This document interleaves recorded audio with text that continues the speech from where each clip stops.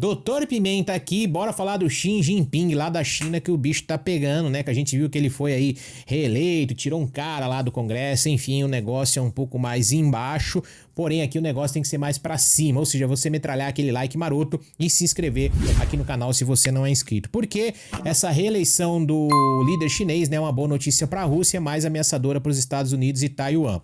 Os 5 anos extras que quebram precedentes pode ver anos de tensões aí finalmente chegarem ao auge. O 20º Congresso Nacional do Partido Comunista da China terminou a primeira sessão plenária do seu Comitê Central em sua nova composição aí, começando a funcionar, reelegendo o secretário-geral Xi Jinping para um terceiro mandato. O líder chinês foi assim contra a tradição, né, de quase 30 anos, onde o poder é passado para a nova geração de líderes no final de um segundo mandato. Então a gente tem que ficar de olho nisso daí também. Porque vamos ver como é que vai ficar as relações da China, né, com as principais potências do mundo. E tudo isso vai girar em torno do Xi Jinping e é improvável aí que a China anuncie um novo período para sua economia por vários observadores internacionais aí já estarem sentados e esperando, né? Xi Jinping, ele vai permanecer no comando aí do Partido Comunista Chinês pelo terceiro mandato consecutivo, tendo fornecido todos os pré-requisitos legais necessários para que isso acontecesse. Então a gente tem que ficar de olho, porque esses comitês aí são formados por associados confiáveis e absolutamente leais de Xi Jinping, pessoas que ele conhece há anos. Anteriormente, os especialistas da China costumavam dividir a elite do país em duas facções rivais, a Liga da Juventude Comunista e a Gangue de Xangai.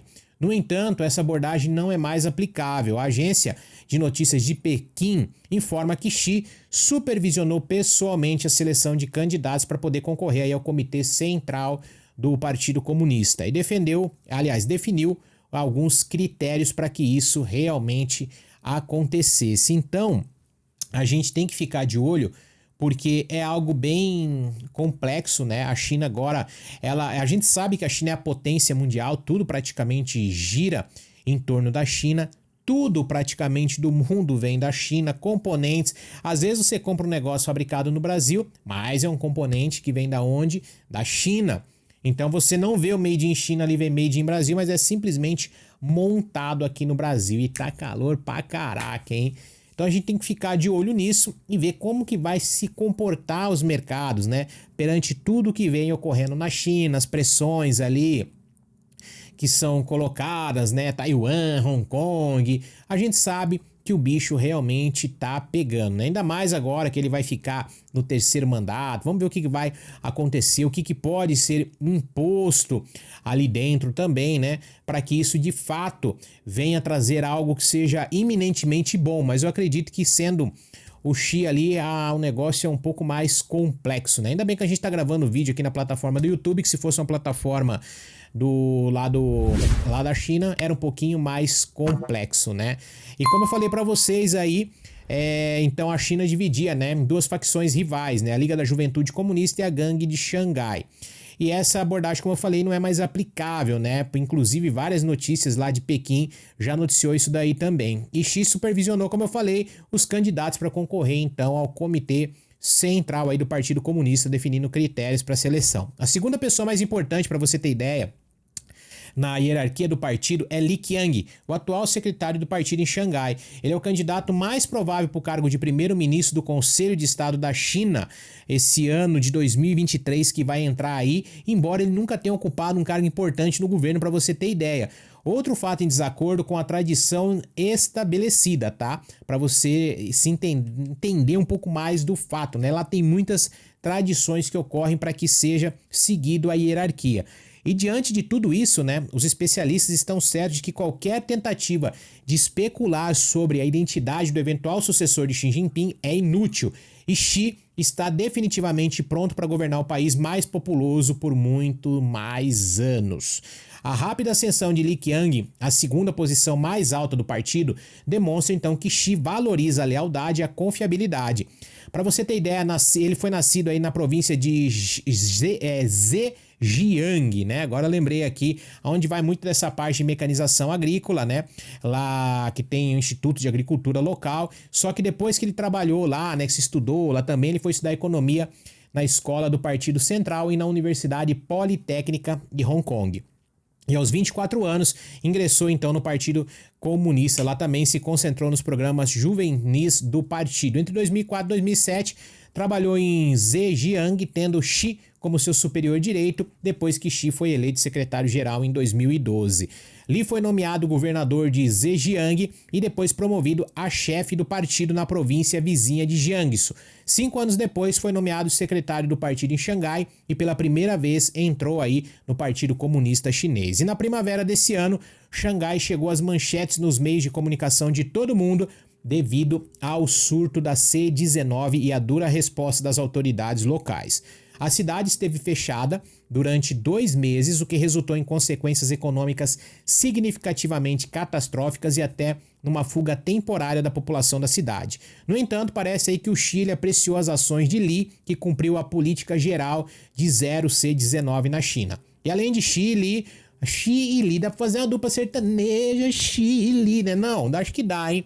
Mas pra você ter ideia, além do calor que tá aqui, que eu tô falando com vocês, né? Se ligar o ar vai fazer barulho, mas vamos lá. Além de Xi e Li, o recém-eleito PSC, lá, que é o Partido Comunista, né? Abreviando aqui direto para o português, inclui também Zhao Leji, secretário do Comitê Central para Inspeção Disciplinar, Wang Hunin, chefe do secretariado do Comitê Central e principal ideólogo da China moderna, Cai Qi, secretário do partido em Pequim, Ding Xuanjiang, chefe da secretaria do Comitê Central e Li Xi, secretário do partido na província de Guangdong. É Guangdong, parece até gangue, né? Mas é Guangdong, acho que é. Os funcionários acima, que eu mencionei para vocês aí, receberão importantes cargos governamentais em março de 2023, o que, de acordo com a tradição estabelecida, será feito na ordem de prioridade traçada na sessão plenária. Xi vai manter o cargo de presidente chinês, enquanto Li provavelmente será nomeado primeiro-ministro do Conselho de Estado. Zhao Leji vai ser o chefe do Comitê Permanente da Assembleia Popular Nacional e do Parlamento da China, enquanto Wang Huning é o candidato mais provável para poder chefiar a Conferência Consultiva, política do povo chinês, um órgão consultivo que tem lá. É até meio complexo isso, né? Eles são amigos da Rússia, inimigo da América, né? E como Xi continuará a construir relações com a Rússia ainda mais sólidas, ela vai tentar também, né, a China aí, fazer algumas relações com os Estados Unidos. E ainda mais agora que a Rússia garantiu o apoio inabalável do seu partido pelos próximos 5 anos.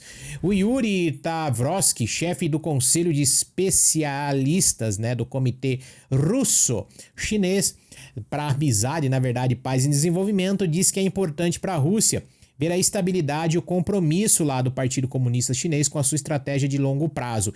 Xi Jinping basicamente tem um mandato dominante e um cheque em branco, né, junto à Rússia ali. Além disso, sua permanência no cargo até 2027 é uma possibilidade, né, definitiva. Até não, né, após 2027, porque ele pode discutir planos e o Congresso aí se concentrou em 2023 nesse momento e não em 2027. Isso é bom para a Rússia, porque Xi apoia a ideia de parceria estratégica com a Rússia e sua expansão.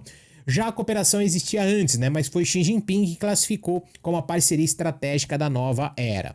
E sob ele, os laços entre os líderes políticos, os sistemas militares e econômicos vão se fortalecer. O resultado do 20º Congresso foi aí definitivamente uma boa notícia para a Rússia. Alexander Lomanov, que é o vice-diretor do Instituto Primakov da Economia Mundial e Relações Internacionais, concordou com isso daí. Ele disse que a permanência de Xi no poder permite que a Rússia tenha um plano de longo prazo para poder desenvolver sua parceria com a China e que os países permaneçam aí de fato alinhados no mesmo caminho. As relações já de confronto com China e Estados Unidos, no entanto, vai continuar. Muitos especialistas pensam que Washington definirá aí a agenda sobre essa parte da China, né? Agora tem o Maxim Bratersky, que é um professor de Relações Internacionais da HSE University, compartilhou que não acha que Xi Jinping tenha tentado iniciar uma nova Guerra Fria. É verdade que sob Xi Jinping a China se tornou mais conflituosa do que era antes, mas não pode dizer nada que ele provocou toda essa bobagem que alguns chamavam de Guerra Fria. O outro lado fez isso, né? Segundo ele acha que até agora a bola está na quadra americana. E ele também diz que não sabe o que vai acontecer depois das eleições parlamentares de novembro e da campanha presidencial de 2024. Ele também fala que não espera mudança significativa nas relações da China e Estados Unidos no futuro próximo. E os americanos não estão felizes com as coisas, mas por que eles estariam felizes então agora com a China elegendo Xi Jinping? Mas ele não vê nenhuma bomba nas relações de China e Estados Unidos de momento. Já o Max e aí também Bratersky, né, que eu falei para vocês, pensa que a China não está buscando uma liderança global, mas apenas quer se desenvolver e se tornar próspera sem interferência externa. Xi expressou algumas dessas ideias, na verdade, ao apresentar novos líderes e ofereceu garantias de que a China não buscaria hegemonia nem expandiria suas fronteiras. Os americanos são aqueles que lutam pelo domínio global e a China não tem esses planos, não quer dominar o mundo, eu duvido. A China é aqueles ratinho pink e cérebro, né? Você vê o que eles já fizeram com Sri Lanka lá, já é algo muito grandioso. E à beira da guerra aí, né? Com essa parte também de Taiwan, vai ser uma das questões mais espinhosas para as relações Estados Unidos e China nos próximos anos, já que Pequim considera a reintegração da ilha um assunto de interesse essencial, dirigindo-se aí ao 20º Congresso do Partido Comunista. Xi Jinping falou sobre uma reunificação também pacífica, embora em um cenário militar ele não tenha descartado que isso pode acontecer, tá? No último dia de congresso, os delegados votaram unanimamente pela consagração do pensamento Xi Jinping sobre o socialismo com características chinesas para uma nova era, e na constituição do partido, que agora também vai incluir disposições sobre suas realizações e necessidades para buscar uma reunificação chinesa contendo aqueles que proclamam a independência de Taiwan. Então eles falam que vão continuar aí a lutar pela reunificação pacífica com a maior sinceridade e o máximo esforço, mas nunca prometerá aí renunciar ao uso da força e eles vão se reservar a opção de tomar todas as medidas necessárias, sendo direcionado apenas à interferência de forças externas e dos poucos separatistas que buscam então a independência de Taiwan e suas atividades separatistas, segundo o próprio Xi Jinping disse. Lomanov acredita que a questão de Taiwan, para você ter ideia, está aí pressionando a liderança, né, dessa parte da China. Até certo ponto, a estratégia aí é de evitar ações diversas, jogando na mão daqueles que apoiam a independência de Taiwan, incluindo aí a atual administração taiwanesa. Se desculpa aí que eu dei um chutinho no tripé, a imagem deu uma tremida aí, mas vida que segue, né? Nessa parte de Taiwan aí, como eu falei para você, incluindo, lógico, a atual administração taiwanesa e o Partido Democrático Progressista. Agora, se Pequim leva a sério a questão de trazer Taiwan de volta ao seu rebanho, não se pode dar o luxo de deixar a situação como está, segundo ele falou também. Agora, Vasily Kashin, diretor do Centro de Estudos Abrangentes Europeus e Internacionais da Escola Superior de Economia, disse que um conflito militar sobre Taiwan deve ocorrer nos próximos 3 a 4 anos, hein? Então, é um futuro bem próximo, porque a eleição também taiwanesa em 2024 será um marco importante se os chineses perceberem que lá eles vão estar ganhando novamente e ninguém está interessado num diálogo com a China continental. A decisão de lançar uma operação militar será tomada com uma decisão prevista até 2025, segundo ele. Caso isso aconteça, o envolvimento americano vai ser inevitável, embora ainda não esteja claro se os Estados Unidos tentarão resgatar Taiwan ou simplesmente intervir para salvar aí o povo de lá. Isso seria uma crise muito mais perigosa e uma escala muito maior do que a gente está vendo agora lá na Europa, tá? Como a América vai responder isso daí a gente não sabe. Dmitry Suslov, vice-diretor aí do C6, acredita que nos Estados Unidos a abordagem do conceito lá de Kissinger de tentar manter as relações entre Rússia e China pode fazer com que isso piore até do que as respectivas relações desses países hoje com os Estados Unidos. Em vez disso, os Estados Unidos têm tentado aí retratar a relação da Rússia-China como um conjunto e uma fonte de ameaça a mal global. Ao fazer isso, o Washington está reunindo seus aliados e parceiros, ou em outras palavras, né, está até restaurando, aí, reconstruindo e fortalecendo o novo Ocidente. Ele também explicou que quando os Estados Unidos romperam relações com a República da China em 79, eles assinaram simultaneamente a Lei de Relações de Taiwan, que inclui promessas de apoio dos Estados Unidos a Taipei, dentre outros fatores, mas, no entanto, não estipula medida específica de assistência militar de Pequim, aí se Pequim, na verdade, lançar uma ofensiva. Isso é deixado para ser determinado pelo presidente dos Estados Unidos com consentimento, lógico, do Congresso. Os especialistas nisso tudo também concordam que um cenário militar em Taiwan seria muito desafiador e uma situação sem saída para os Estados Unidos. Entrar no conflito do lado de Taiwan vai desencadear a Terceira Guerra Mundial, que poderia se tornar, infelizmente, nuclear, enquanto perder para a China significaria o fim da guerra. Entenderam aí como que o bicho é complicado e tá pegando? A ordem global liderada pelos Estados Unidos, que desvendaria o sistema de aliança dos Estados Unidos, poderia vir a fazer isso. Então, que caminho o Washington iria ser na incógnita aí? Xi e a China atual, né, representam uma ameaça existencial para os Estados Unidos, a gente já sabe disso, né, galera?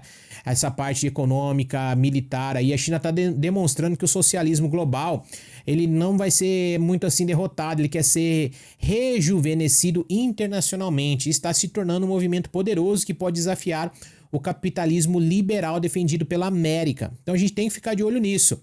Ele também aí, o que eu falei pra vocês lá, o russo, já esqueci até o nome, acredita que Xi Jinping precisa de um tempo, né, de paz para desenvolver o país e alcançar as metas que estabeleceu, enquanto Washington gostaria de alavancar uma nova Guerra Fria com Pequim para poder desacelerar. Várias ferramentas podem ser usadas, então, para poder seguir essa política, desde aumentar a pressão sobre Taiwan ou até cortar o fornecimento de chips e outras medidas econômicas. Então a gente viu que realmente China, Taiwan, Estados Unidos e Rússia é um assunto complicado. O bicho tá pegando lá entre Rússia e Ucrânia. E agora a gente tem que ver também quanto isso pode vir a ficar sério e desencadear algo mais grandioso do que está acontecendo em Rússia e Ucrânia e talvez afetar, infelizmente, aí o mundo num todo. Agora eu quero saber de você. O que você achou desse terceiro mandato de Xi? Foi bom para a China? Foi bom para o mundo ou foi pior para todo mundo? Comenta aí que eu quero saber de você. Vamos para cima, tamo junto e é só o começo, hein? Valeu!